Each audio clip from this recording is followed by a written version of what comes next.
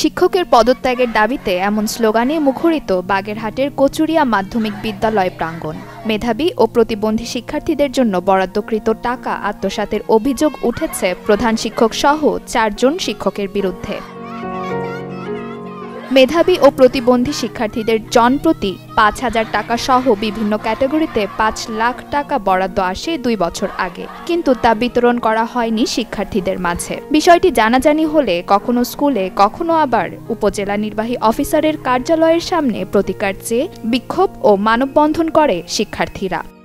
আমাদের স্কুলে মেধাবী দুরস্থ গরিবদের জন্য ৫ লাখ টাকা বাজেট হয়েছে, কিন্তু টিচাররা আমাদের সেই টাকাটা দেয়নি। বরঞ্চ আমাদের স্কুলে যারা আসে না, বিবাহিত হয়ে গেছে, তাদের নামে টাকা দিয়ে টিউনো সাহেবের কাছে একটা সাধারণ আপডেট দিয়ে গেছে যে এই যে আমরা টাকা দিয়েছি, কিন্তু অথচ আমরা টাকা পাইনি। এটা আমরা জানতাম না। এটা নিয়ে এখন আমরা আন্দোলন করতে আসছি এখানে, যে আমাদের মেধাবী দুরস্থ গরিবদের কেন তাদের টাকা মেরে খেলো। আমাদের এই এলাকা দরিদ্র এবং অনেক মেধাবী ছাত্ররা এবং আমাদের এই যে টাকা খেয়েছে তাদের আমরা বিচার চাই। আমি একজন প্রতিবন্ধী ছাত্রী। আমি লেখাপড়া চলাকালীন আমি কোনো অনুদান পাইনি, এবং আমার ছিল উপবৃত্তি ছিল, সেই উপবৃত্তি 7-এ থাকতেই আমার উপবৃত্তি কাটে নিয়ে গেছে, পরে আর দেয় চাইনি। শিক্ষার্থীদের এমন দাবির সাথে একাত্মতা প্রকাশ করে অভিযুক্ত শিক্ষকদের বহিষ্কারের দাবি জানান অভিভাবকরাও।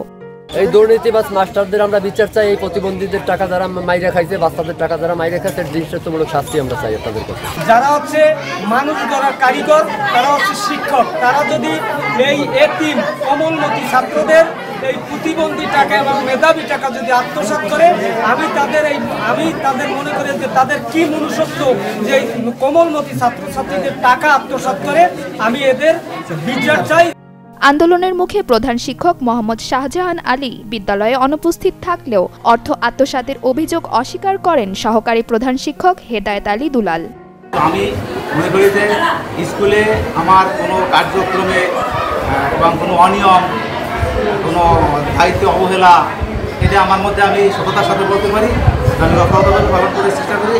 সেখানে আমার কোনো ত্রুটি নাই, এটা আমি আইন লঙ্ঘন করি না। এ ঘটনায় ৫ সদস্যের একটি তদন্ত কমিটি গঠন করা হয়েছে। অনিয়ম পেলে উপযুক্ত ব্যবস্থা গ্রহণ করা হবে বলে জানান উপজেলা নির্বাহী অফিসার। এ বিষয়ে আমরা লিখিত একটি অভিযোগ পেয়েছি এবং অভিযোগের প্রেক্ষিতে একটি তদন্ত কমিটি গঠন করে দিয়েছি। তদন্ত কমিটির প্রেক্ষিতে যদি আমরা কোনো অভিযোগের সত্যতা পাই এবং তদন্ত রিপোর্ট যেটা হবে, সেটির প্রেক্ষিতে অভিযোগ কর্তৃপক্ষের কাছে প্রয়োজনীয় ব্যবস্থা গ্রহণ করার জন্য আমরা পরবর্তীভাবে আমরা পাঠিয়ে দেব। ২০২২ সালে বাগেরহাট জেলার শতাধিক স্কুলে বিভিন্ন ক্যাটাগরিতে ৫ লাখ টাকা করে বরাদ্দ দেয় সরকার। Desk report, channel 24।